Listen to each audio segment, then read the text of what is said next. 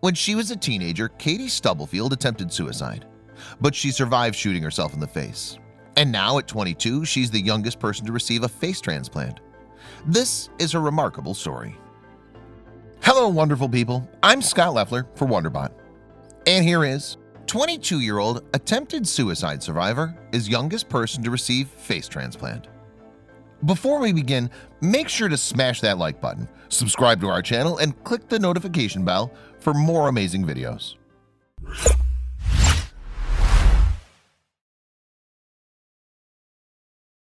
Katie Stubblefield was only 18 years old when she tried to commit suicide. The impulsive decision was a result of the kind of emotional tragedy most teenagers will face at least once in their lives. But it left Katie without a nose, mouth, jaw, or forehead. In other words, without a face. Growing up, Katie was outgoing, funny, and intelligent. She had a sarcastic sense of humor, and she strived to achieve in every aspect of her life, academics and sports especially. But she was also a perfectionist, and her smile hid an overwhelming sense of insecurity. When she was 17, her family moved to Oxford, Mississippi.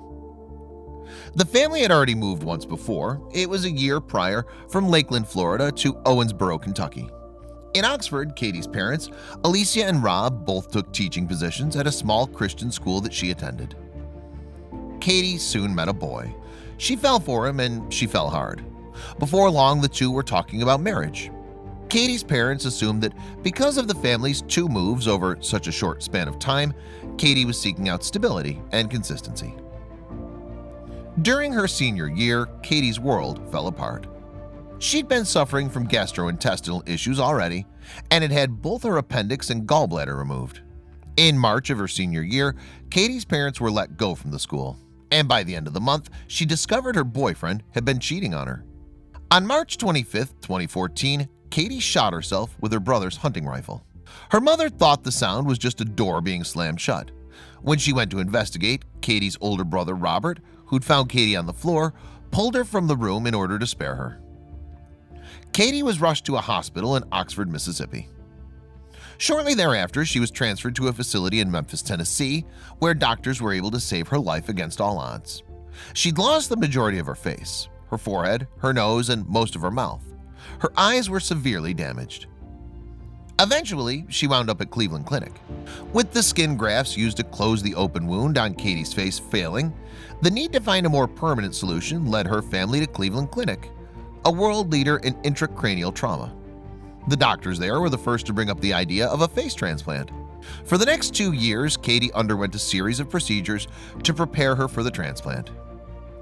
A team of specialists cobbled some semblance of a face back together. Inside-out thigh tissue became a nose and upper lip. A piece of Achilles tendon became her chin. They used a distraction device, a piece of equipment that had to be adjusted daily to move her eyes closer together. During this time, she and her family stayed at the Ronald McDonald House. They lived in a room the size of a studio apartment.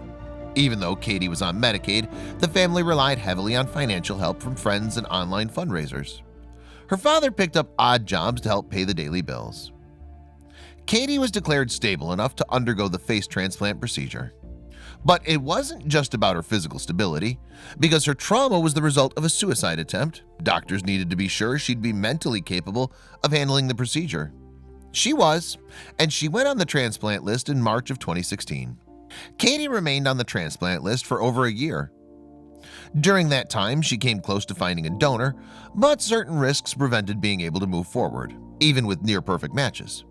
Katie and her doctors never gave up hope of finding one, though. Finally, in May 2017, Katie found her face. Andrea Schneider died of a drug overdose at 31. She left behind a 15-year-old son and a grandmother who had adopted her when she was 11 on account of her mother's own drug addiction. Andrea was a registered organ donor. Her heart, liver, and lungs went to 4 separate people, while her uterus wound up being used for medical research. Because her face was an extremity, though, its donation had to be approved by her grandmother. On May 4, 2017, Katie went in for surgery. She became the 40th person in the world to receive a face transplant and the 3rd to undergo the procedure at the Cleveland Clinic. In the US, only 7 face transplants have been performed, and the procedure is considered to be both experimental and high risk. The surgery lasted for 31 hours. And that was just the actual operation. Beforehand, the surgical team had 3D printed a lower jaw based on Katie's older sisters that would essentially be used as the base for the entire facial build.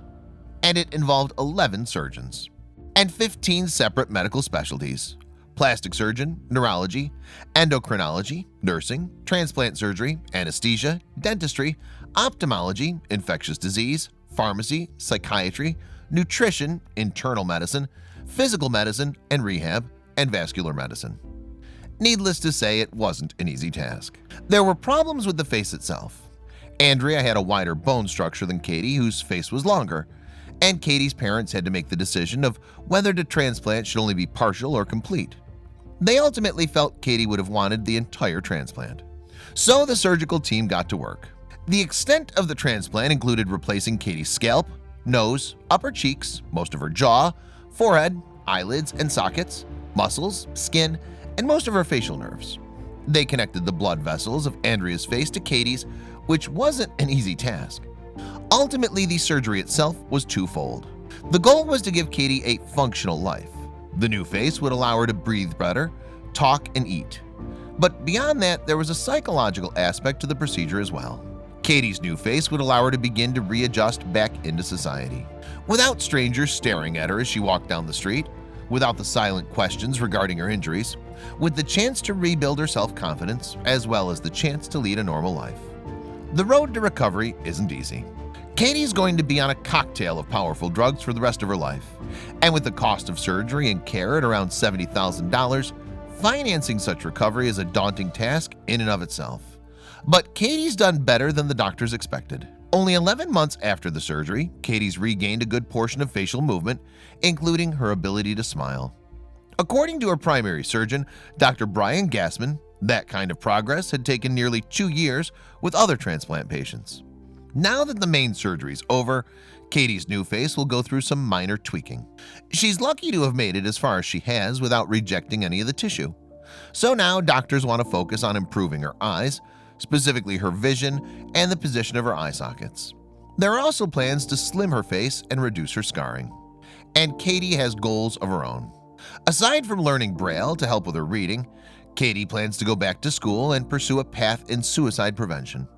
As she puts it, "So many people have helped me. Now I want to help other people."